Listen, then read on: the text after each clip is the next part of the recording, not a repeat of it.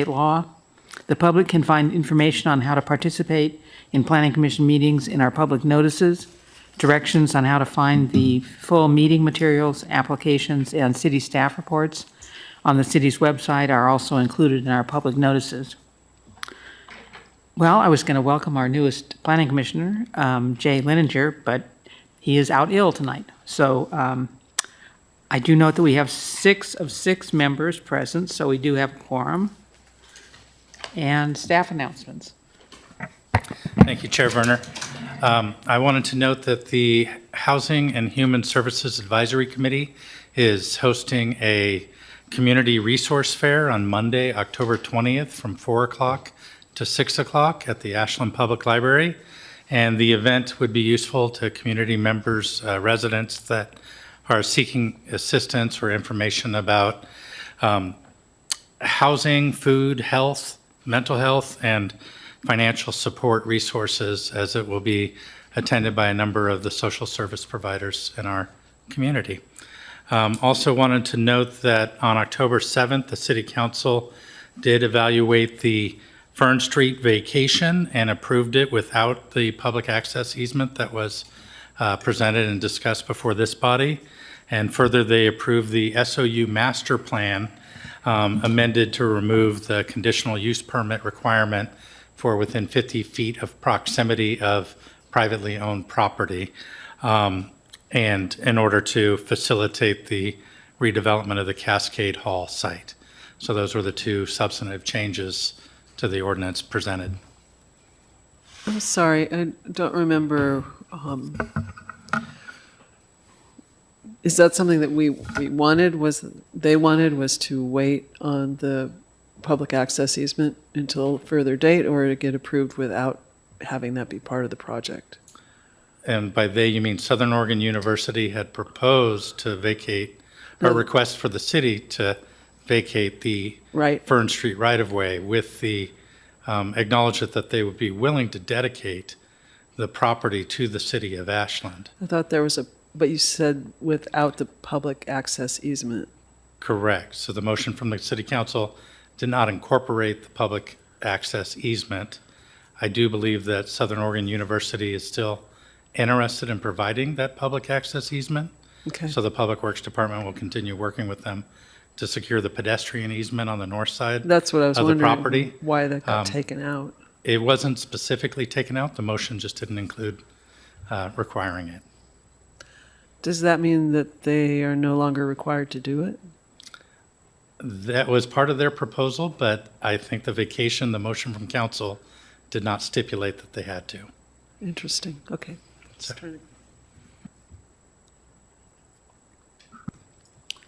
Okay. One other note, just to remind the commission that on October 28th, we're going to be having, in lieu of a study session that evening, having the retreat at the 51 Windburn Way beginning at 11 o'clock.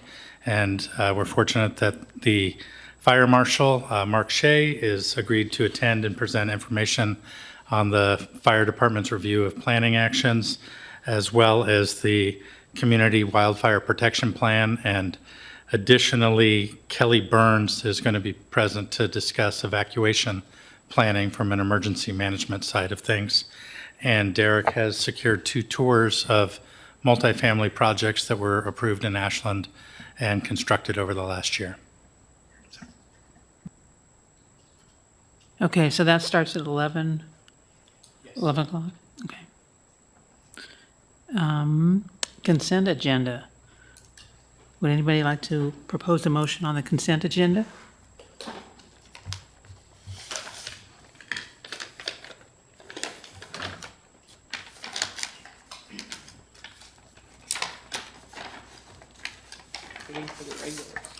Thanks, Chair Werner. I would move to approve the consent agenda as it's set out in the packet.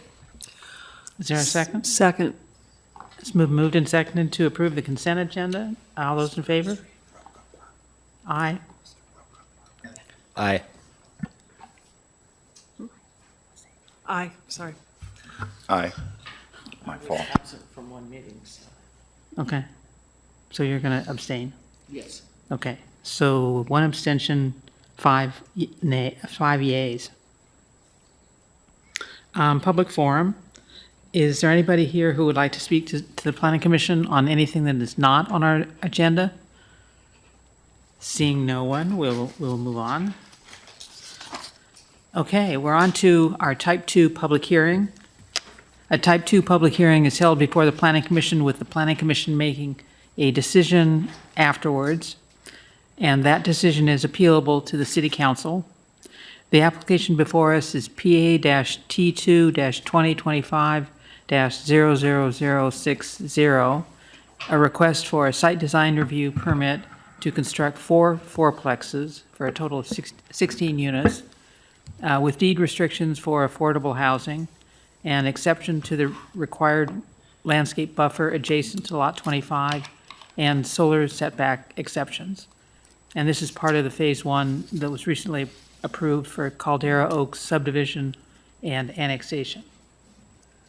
The site is 300 Clay Street. Applicant is Rogue Planning and Development Services. Property owner is Bental LLC. Comprehensive plan is suburban residential. Zoning is R-1-3.5. And now I will ask commissioners if they've had any ex parte contact or done a site visit. Commissioner Herron. No ex parte. I have visited the site in the past. Commissioner Kincairn. No ex parte, I know the site. Commissioner Lininger is not here. Commissioner McCracken-Jen. No site visit, no ex parte. Commissioner Marr. No ex parte, and I did visit the site. Commissioner Phillips. No ex parte, no recent site visit. And I also have not had ex parte contact and did do a site visit. I'm not aware of any challenges for bias, prejudgment, or personal interest.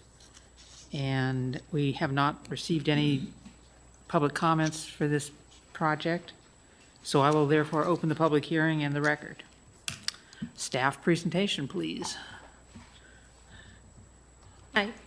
I have been here one other time before, but in case you don't remember, I'm Veronica Allen, Associate Planner, and we're going to be talking about 300 Clay Street. So the project recently went through annexation into the city, so if you're familiar with the address, that's probably why. This application is specifically for the site design review for the townhomes of the 4 lots at the rear of the property. It is a 4.8 acre parcel, recently annexed, as I said, under the Caldera Oaks subdivision, which was a 29 lot, 37 unit subdivision. It included outline plan for performance standards, limited activities and uses permit for a water resources protection zone, and tree removal permit to remove 4 non-hazard trees within the proposed right-of-way or within building envelopes. Subsequently, the final plan approval has been granted, civil plans have been approved, and subdivision infrastructure installation is underway. These red buildings are the 4 buildings that consist of 4 townhomes each. They are identified as Building J in most, if not all, of the submittals. So residential development is often approved administratively through a Type 1 procedure. However, because the current application involves a cumulative square footage in excess of 10,000 square feet, a Type 2 procedure is required before the Planning Commission. Additionally, the application is required to provide affordable housing due to the annexation approval. So 8 of the 16 units of townhomes will be deed restricted affordable housing. There are 2 exceptions in the application that are requested. An exception to solar setbacks for the structure on lot 25, which is the northernmost lot at the rear of the property, and an exception to street design standards. The property owner to the north has agreed in writing to the proposed additional shadowing, and the landscape buffer will be discussed more in detail later in the presentation. So this slide just kind of shows a general overview of the rear of the larger parent parcel, showing landscaping, the tree inventory of what's proposed, and the layout of the overall site.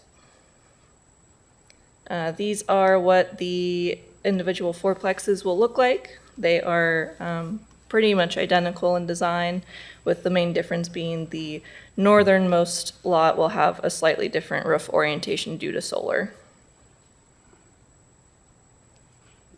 This is a close-up of specifically Lot 25, where the street standard exception is being requested. The exception is to allow for a 5-foot landscape buffer, where normally an 8-foot buffer would be required. And it's only for a portion along the building, kind of in that triangle that's created there. There's the exact area of where it would be located for that exception. One possible solution could be to request that the landscape bay, which is notated on the screen there, could be moved north, I believe 3 spots, to essentially take away or relocate that parking spot so that headlights aren't aiming directly into the window of that particular unit on that corner, which would minimize impacts from vehicles. Since that is not a item that was proposed by the applicant, it's up to the Planning Commission to decide if they would like to include that or not. This star here on the map indicates the area in which the solar exception is being requested for, specifically only for Lot 25. This shows kind of more detail about how much of the property to the north is going to be shadowed. The drawing shows about 13.5 feet is what is normally allowed, but 22 feet and 1.5 inch is what the shadow would go up to. These photos show generally where that shadow would fall on the buildings to the north. So that red line, which is about the base of the building, is where that shadow would fall if the exception was granted. Those are the houses to the north, Yeah, so- beyond the property. Yeah. And that's 2 separate views, one from the east end and one from the west end. And the shadow is on that west side. Okay. In staff's view, both the exception to the site development and design standards to allow a slightly reduced landscape buffer adjacent to the building on Lot 25, and to allow a solar access exception for Lot 25 to shade a portion of the rear yard area of the property to the north, are relatively minor and satisfy the applicable criteria, as does the site design review proposal. Staff recommend that the Planning Commission approve the application, subject to the conditions detailed in your packet, and an additional condition to shift the landscape island 3 spaces to the north to minimize impacts to the window of the building on Lot 25 if the Planning Commission determines that this is needed. Any questions? Thank you. Anybody have any questions? I will. Is there any reason that the spaces by Lot 25 couldn't be compact spaces instead of full size? If the applicant was willing to do that, yeah, I think that space could be shrunk and get maybe some more buffer there. Okay, thank you. Just have a quick question. I think I raised this last time. So I know that the wetlands considerations was approved by another wetlands group. We already discussed that, and it's not like open for consideration here, but I think I spoke to, I don't know if it was Jason over at Hayjack or someone else, whoever developed the property to the east. And they mentioned that there's a pipe already that takes the water from the eastern corridor all the way around and returns it to the west side. And that a new pipe's going to go through to take all of the water out of the center of it, because currently there's 2 ponds in the middle of that field. I'm just curious, like, how is that water, what's going to happen to all that water? I mean, I can respond a little bit. The Housing Authority project to the south, Yeah. Snowberry, Yeah. when that went in, there was a condition from the Planning Commission requiring that drainage from the south continue to be directed over the property line to feed those wetlands. Through the review process, it was determined that that wasn't permissible under state law, and it had to be routed out to the storm drain system. And I think that resulted in probably those pipes you're talking about, but they actually took away the water that was feeding some of those wetlands and reduced substantially the wetlands that were seen on that property when Snowberry developed versus what's there now. Got it. Okay, that makes sense. That makes sense. All right, thanks. That's it. Go ahead.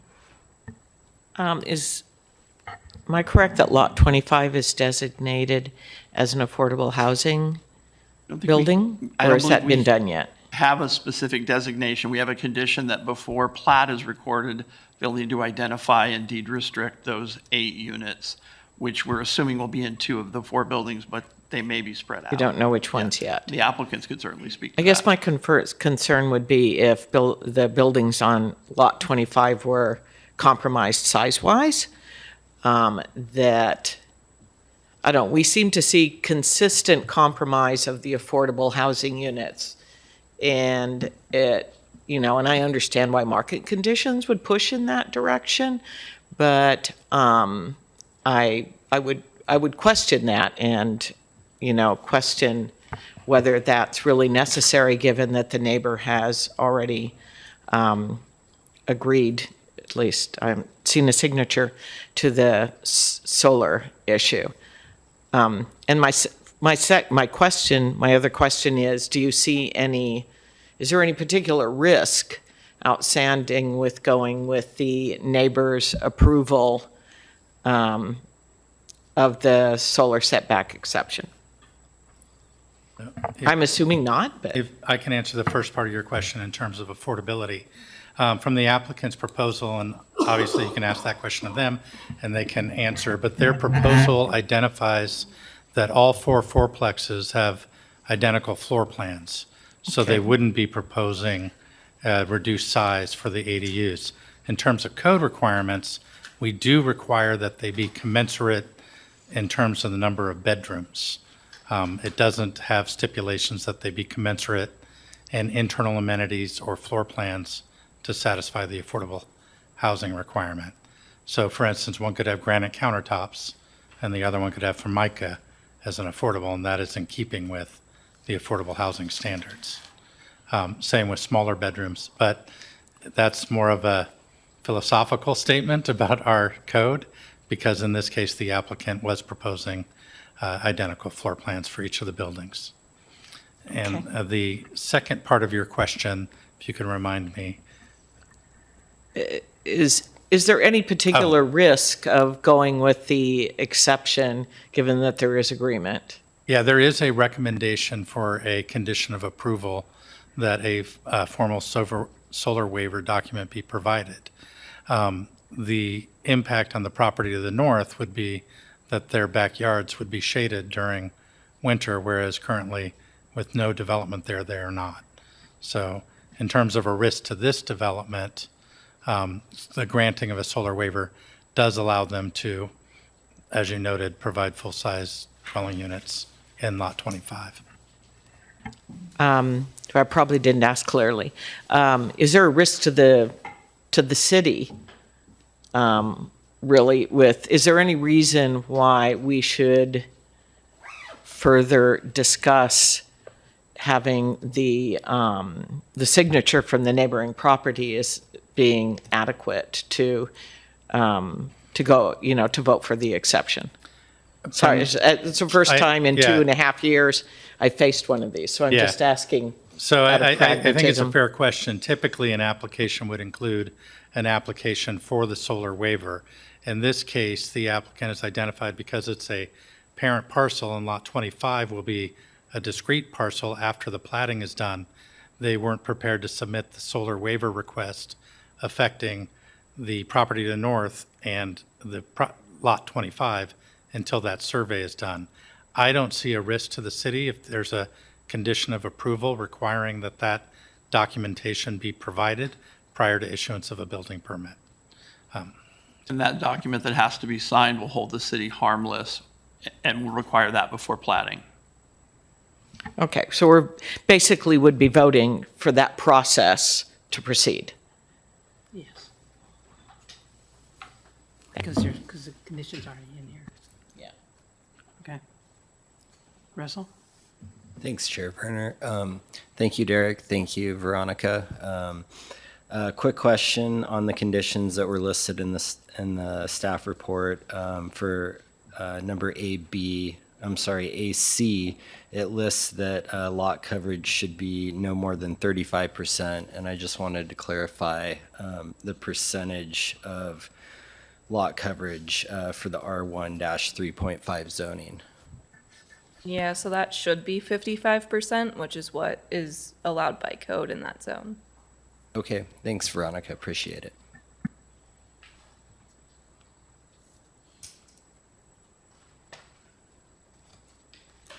Thank you very much.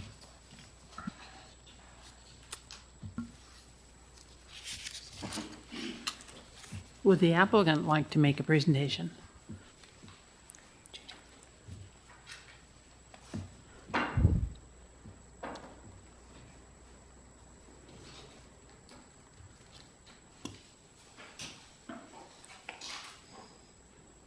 Good evening, Commissioners.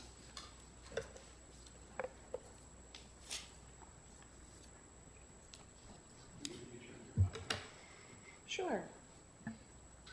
Good evening. I'm Amy Gunter, Rogue Planning and Development Services. As staff noted, this application was heard for outline and annexation in February. The final plan was approved in June, July, and construction has started on the roads and utility infrastructure and getting ready for this phase one portion of the development. So this is the property, and I will speak to, let me turn this on quick, the wetland piece for Commissioner Mauer. So part of the wetlands are served by TID ditches that just free flow through the property, and they connect back through wing spread area and come across and run through here. Then it just sort of daylights and it goes through. And if you look at progression over the years of aerial photographs, you can kind of see it expanding and contracting. The wetland area was delineated a number of different times. I think this is the third iteration of delineation, and every year since I believe 2011, the wetland has gotten progressively smaller. And then once this application is proposed, we have to hard pipe the TID ditches that now just free flow and spill water all over that property. And so that pipe will run through the common areas and under the street and so forth. And TID has a set of those plans. And then another thing that we have found out, which is one of the most disappointing things a developer can find out about a piece of property, is there is zero permeability of the soil on this property, a la Clay Street. It is hard, hard, hard earth. And so even with all the water that sits on that surface, where you have more permeability, you'll develop wetland soils over time. They've dug and they found zero wetland soils. It was essentially perched water sitting on the property. So our wetland, or our stormwater plan is very elaborate and extensive, and it led to one of the alleyways becoming a private alley because of all the storm infrastructure that has to sit under it and can't be in a public right-of-way. So those things all happened, transpired essentially between outline plan, construction permits for those things, but the wetland delineation effectively shrunk over time as the water has gotten more restricted and piped up. So it stays either in the irrigation system or in the creek, which is generally better for the creek and the irrigation systems. So hopefully that answers some of that question. This is effectively what the final plat looks like. It's largely the same as what you saw. This was originally a private alley. It is now going to, or originally a public alley. It's now private due to all of the different utilities under it, primarily storm drainage. So the Caldera Oak subdivision was a 29-lot performance standard subdivision. It had 21 single-family residential type lots that could have duplex, accessory dwelling units, that sort of thing. And then there were the 4 lots for multifamily development along the east side of the development over here. They're in the eastern portion of the site, and the deed affordable units, let's see if it'll click, are these two lots, 24 and 25, will be the deed restricted affordable units. The property is accessed by the private drive that will extend off of Engel, and then it extends into this private street area that provides access to the houses that front on Engel, and then provides the parking area. There's bicycle parking structures within the common area. There's a 5-foot pedestrian walkway that provides direct access from the adjacent streets, the parking areas, and open spaces directly to each unit entry. This path was required as part of the development. It connects to approximately the access property to the north, and there's a public pedestrian access easement there. The proposed parking area is designed in accordance with the climate-friendly, equitable community requirements, including EV chargers for 40% of the parking area. Those are shown on sheet C3 of the submittal packet. And then I highlighted them there because it's a little hard to see them on the plans, but there's 4 of those EV chargers. A detailed landscape and irrigation plan's been provided for the entire subdivision, but we're just focusing on this area. It includes a play area, picnic tables, barbecue area. The required amount of open space for this portion of the development is about 1,700 square feet. Each unit has a front entry, but they each have a 10 by 10 rear patio, and then a private yard area that will be individually fenced. And then they have little gates to go through so that property maintenance can maintain each of the yards and not have to like go around each unit. They can just cut through as they mow. The rear yard patio area and open spaces account for 4,790 square feet of private outdoor space, or approximately 300 square feet per unit. And this is in addition to the 14,450 square feet provided throughout the subdivision. The area of common outdoor private space greatly exceeds the minimum requirements. The parking area has specific tree types to meet the climate equitable friendly community coverage standards. And then as noted, to mitigate for the parking lot headlights in the buffer area, we show that planter moving to the north. I don't know if shifting the compact spaces would change much because they're all in line with each other along the edge of the parking, or along the sidewalk. So it's a good consideration, I think. You just bump the sidewalk. I mean, you could just do it for 3 of them. Yeah. Bump the sidewalk for those 3. That would gain you some landscape space between the building and the sidewalk. Okay. I mean, and move the buffer. So you do that transition at the buffer. And move the buffer? Yep. Okay. The only reason why I thought maybe the buffer should only move one spot is like this is actually shining right into somebody's front doors, is where this car parked here, they're shining right on these guys' front doors. Where this one, though there is a window there, I don't know, you can put curtains up, but every time you open your door to have headlights in your door, I don't know. I don't know what the best solution is for how the angles work here, but I think if the condition could be broad enough that it considers shifting compact space to increase landscape buffer and relocation of the parking planter median, And you guys figure it out. we'd be open to both of those. Okay.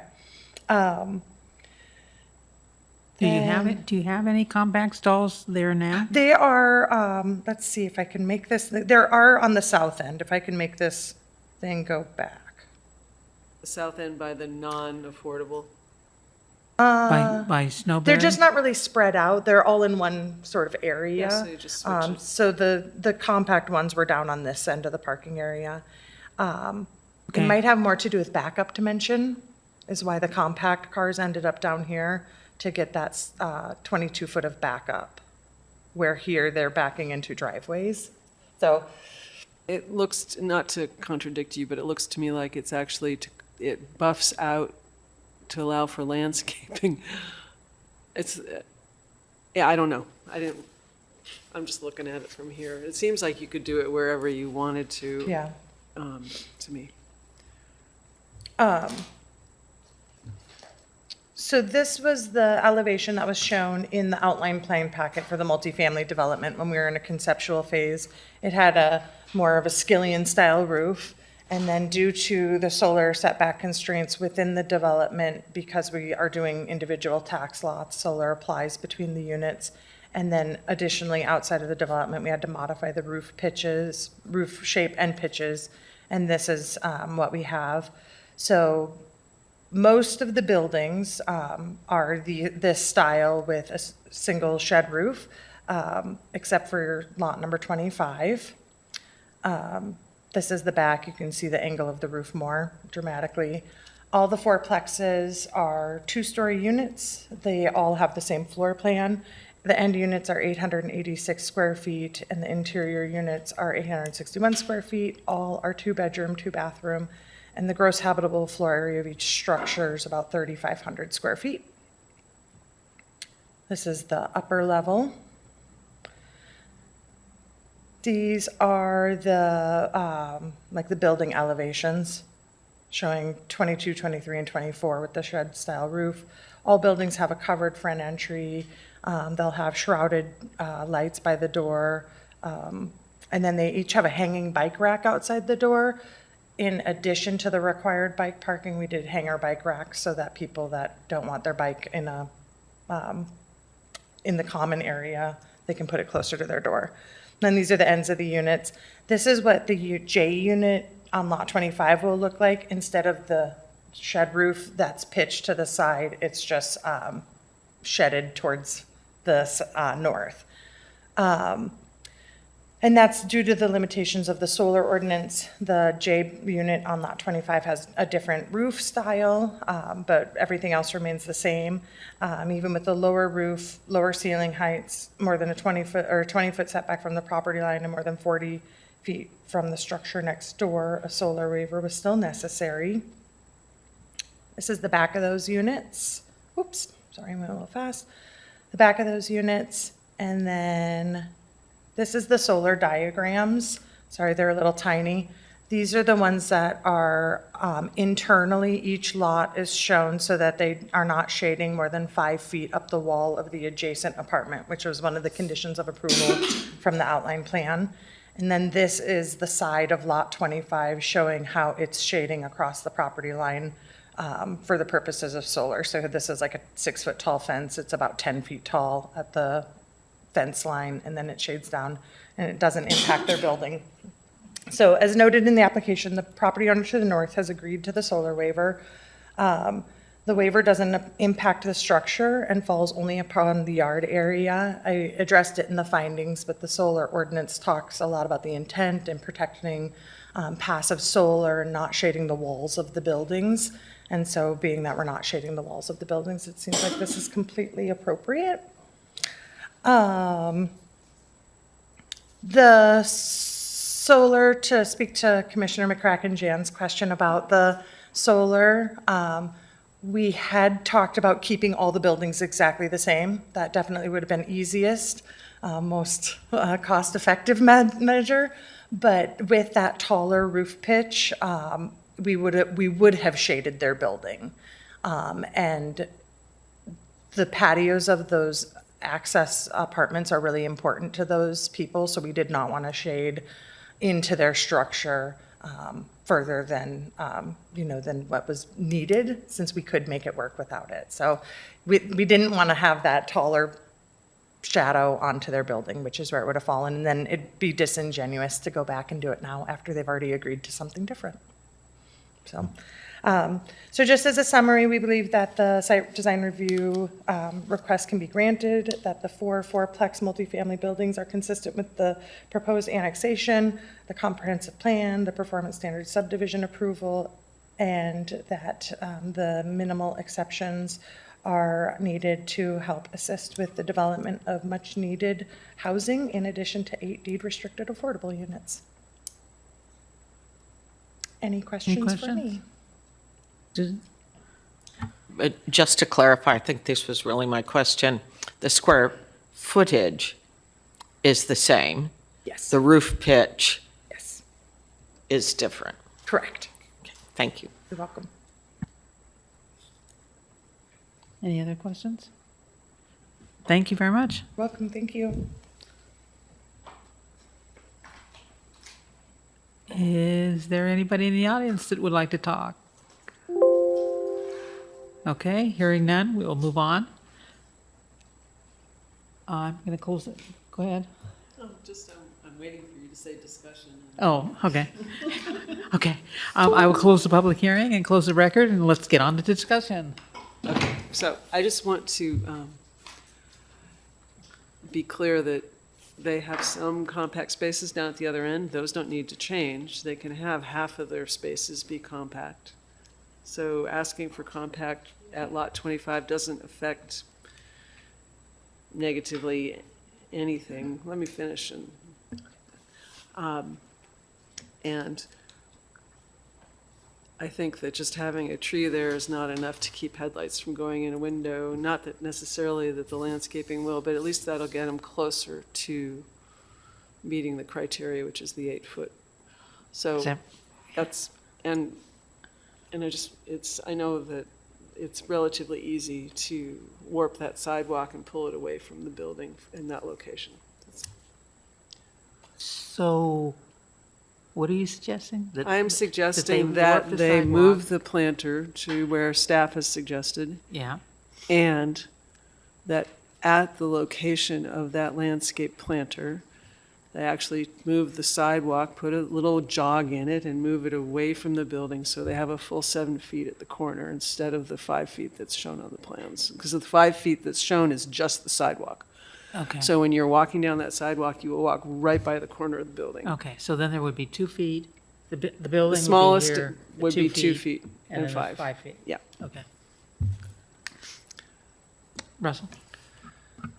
Yeah, thanks for that, Carrie. I just mentioned that on C3 that it does show those top 5 spaces as compact. It's marked on the C3 drawings. Already, correct. And so the So that doesn't drive, help. Yeah. the drive shows 18 feet, and I don't know what the minimum requirement for the driveway has to be. If it's a backup issue, and Yeah, don't you need 22 let's see the feet? drawing for a second.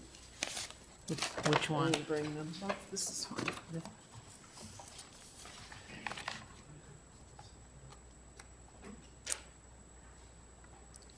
Thank you for catching that. I did not. I don't know. I mean, an alley is 16 feet and you can back up onto it. I don't have the code in my head. Yeah, but it's already not, if the drive is 18 feet, then the parking places have to be 16 plus to get full 22. So, Typically.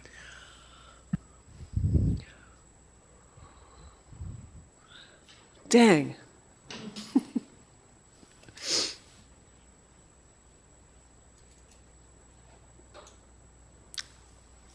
Okay, Well, we can at least move the planter. they can move the planter, yeah.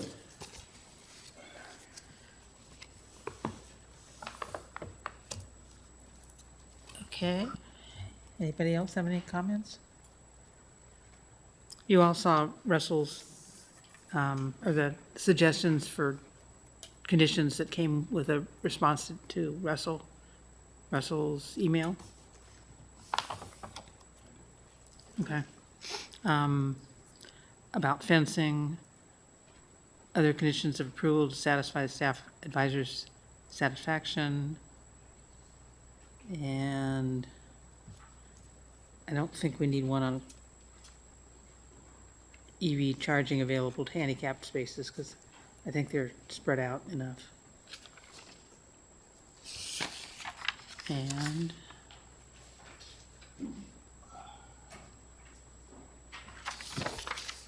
okay.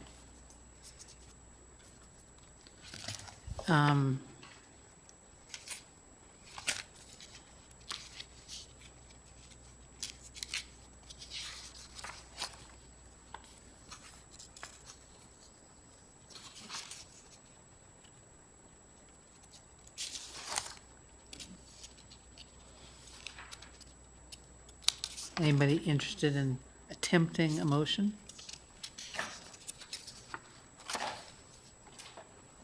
You're the motion guy.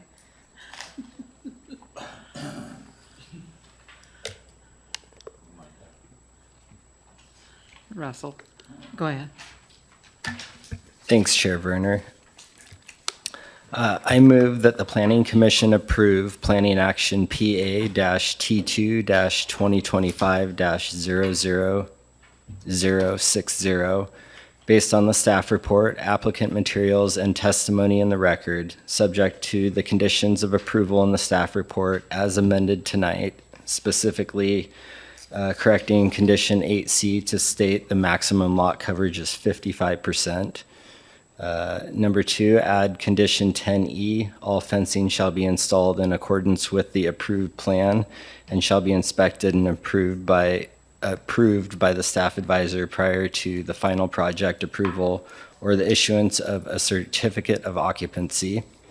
Number 3, add condition 10F, all other conditions of approval shall be satisfied to the staff advisor's satisfaction prior to the final project approval or the issuance of a certificate of occupancy. Number 4, add a headlight mitigation condition. Landscape island and trees shall be shifted 3 spaces north adjacent to lot 25, as discussed in the staff report, to provide screening and prevent vehicle headlights from shining into the west-facing window where the landscape buffer is reduced.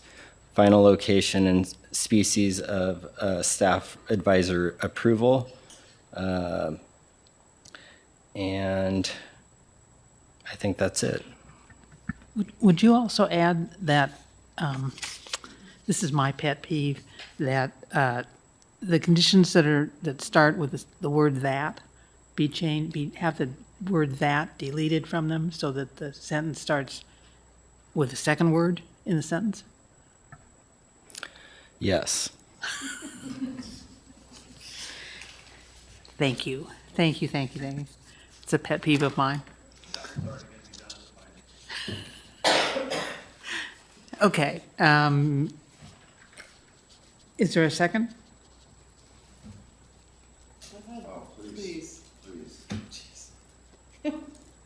I'll second that finally written motion.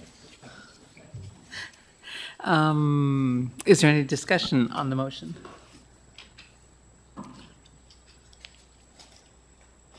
Think we got it all the first time? Okay, we'll move on to a vote. Michael, will you call a roll? Commissioner Phillips. Aye. Commissioner Herron. Aye. Commissioner McCracken-Jen. Aye. Commissioner Kincairn. Aye. Commissioner Marr. Aye. Chair Werner. Aye. Thank you all very much. It passed 6-0. And we'll now move on to open discussion. Anybody have anything new to bring up or comments to make? I think this project is fine, but what I'm concerned about with both of those, except with the way the solar thing resolved and with the exception to the buffer, is that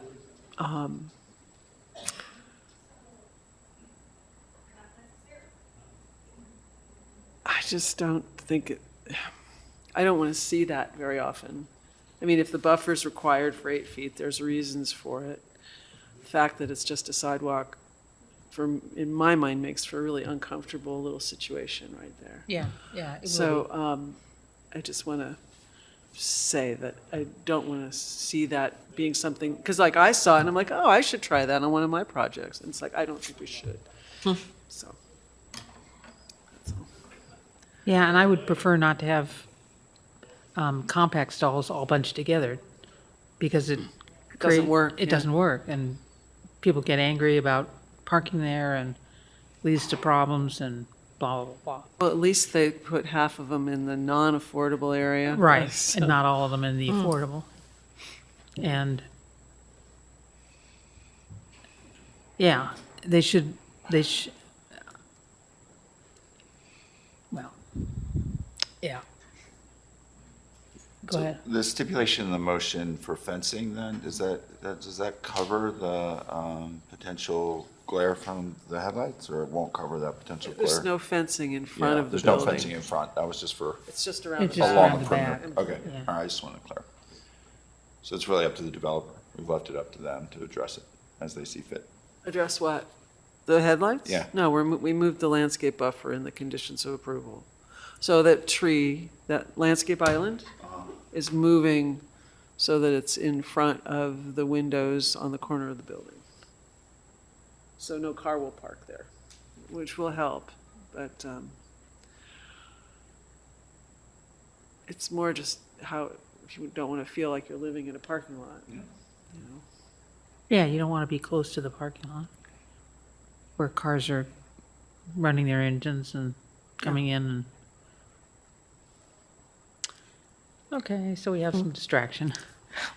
We've both lived in Boston, so you know, there are luxuries to living here. Okay, that makes three of us. Actually, that happens on my street sometimes. Sorry, I was You wanted to say something? going to say more. Yeah, so I agree with Commissioner Karen and her comments. I do think that it's refreshing to see the multifamily and affordable units go in at the beginning of the project, Well, rather than be the last thing that we see when they've been compressed and manipulated by everything else. it's a staging thing. Uh, They're in the back of the lot, so you always develop the back first if you can. Well, you know, and I have an opinion about always where the affordable housing is always located, but we also tend to see them when they're the last Yeah. part to be developed, and therefore it's, you know, subject to all of the other decisions that have been made Yeah. before.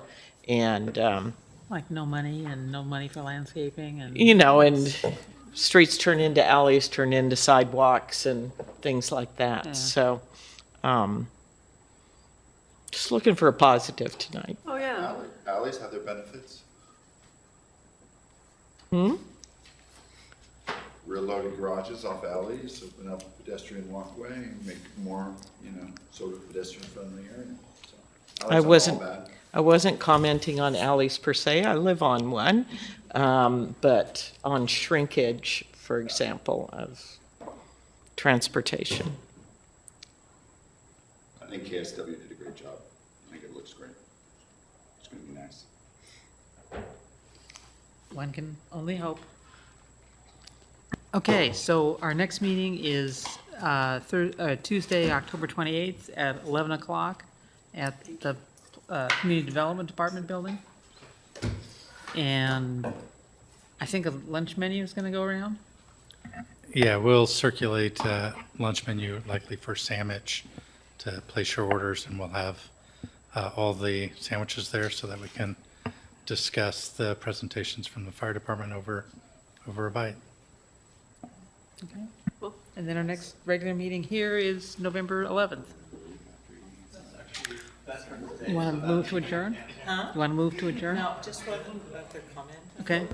Another discussion item, which this plan reminded me of, as well as some HOA policies that I've been involved in recently for consideration for the retreat. Increasingly, in my experience, insurers are requiring that barbecues are located no more than 10 feet. I mean, at least 10 feet away from a building. And therefore patios that are 10 feet, Don't give you a barbecue. Yeah, don't, and roof-covered patios don't give you a barbecue either. correct. So just for something the insurance industry is adopting in general, that might be an interesting discussion when we go into, land use effects and regulatory effects of the way the insurance industry is adapting to risk. So is that, that would be permanent barbecues. I mean, if you have one that's rolling around, they can't regulate that. They they are asked to be in order to have insurance. Asked to be, That the HOA is responsible for making sure that all members have their barbecues at least 10 feet away oh, from I the building. see. If you had it 8 feet and you had a fire, they would not need to cover, right? They wouldn't have to cover it, yeah. Or they can be refused insurance if they don't have that in their CCRs, or it's impossible to try to administer, given the way the property is configured, So this project, like in a couple of years, would not be able to get insurance? I guess it depends on whether it would measure from the backside of the barbecue or the front Well, side no, of if the you only barbecue. have 10 feet, you can't be 10 feet away. Yeah, I mean, So you'd be on the grass in your backyard. correct. And that's a private regulation. The city doesn't have any stipulation or regulation, but if it were to be revised to align with insurance requirements is what you're getting at. Because currently, the site plan doesn't show any barbecues, nor would we Right. review for them Right. at certificate of occupancy. Right, but then, because, it's the CCNRs that typically It's, dictate, yeah. what the requirements are for the individual unit occupants. But to me, it's a very pertinent and interesting example of the need to move in sync and the increasing complexity in order to have HOA properties remain insurable. that would be a great piece of information for all the land use attorneys and land use planners to have. And so if we changed our rules to say 12 by 10, 12 by 10 patios and not 10 by 10 patios. We don't have to change our rules. We just have to know, like, it's not really the city's responsibility to do it. Mhm. It's the responsibility of the developer and the people that are writing the CCNRs and all that. So in a way, it's none of our business. It's Yeah. just something that's of interest, for sure. Except that if the city only requires 10 by 10, then people aren't going to put in 12 by 10. The city requires less than 10 by 10. So it's Well, not, okay, it so doesn't, it's worse. With environmental regulations, they're gonna go to electric grills anyways. Okay. Doesn't matter. It does have a No. Any kind of barbecue. low smoke. Russell? Yeah, Derek, you were mentioning the November 11th meeting. Had said that November 11th is the next meeting after the retreat, but November 11th is Veterans Day, so it is a holiday. Oh, so we don't meet? So what are we doing that week? Then are we into Thanksgiving? And then it's Thanksgiving week. Close to Thanksgiving, the 25th. So are you suggesting then that we're going to be off that week? It'll entire be, it'll be dependent in terms of planning actions that get submitted that may need to be reviewed, in which case, if we're not meeting on the 11th, we may be reaching out to you to schedule a special meeting if we have a time-sensitive land Issue, use okay. application to review. Would that be at a time other than November 25th? Yes, we would not schedule it for Thanksgiving Okay. as a special meeting. Darn. I think our meeting is 2 days before Thanksgiving, but typically that meeting would be canceled, but unless there is again We're not going to meet in Time-sensitive. November then. Yes. I will not be We'll see present what on the applications are coming 22nd, in. or whatever the Tuesday is. Yeah, I hesitate to tell you that we can schedule those dates off until we know what planning actions are before us in Yeah. order to meet the timelines. Okay, enough discussion. So we're under an hour. Holiday season. Anybody want to make a motion to adjourn? I move I to move to adjourn. Second? Who won that? There were two of us. I know, so one of them's going to be a second. Okay, Second. All those in favor? Aye.